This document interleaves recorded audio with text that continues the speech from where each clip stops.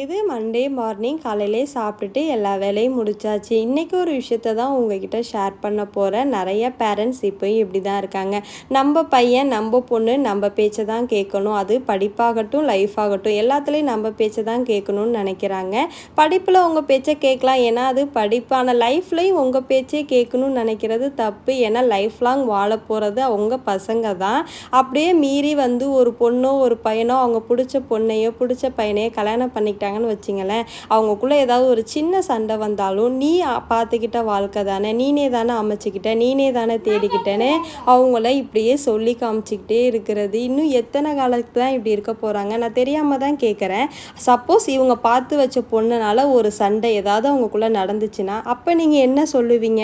நீங்கள் பார்த்து வச்ச பொண்ணு தானே, ஏன் சண்டை போடுதுன்னு பசங்களாக அவங்கள்ட்ட கேட்க முடியும், இல்லை பொண்ணுங்களாக அவங்கள்ட்ட கேட்க முடியும். இன்னும் எத்தனை காலத்துக்கு தான் இப்படியே பேசுவாங்கன்னு எனக்கு தெரியல. வீடியோ பிடிச்சிருந்தா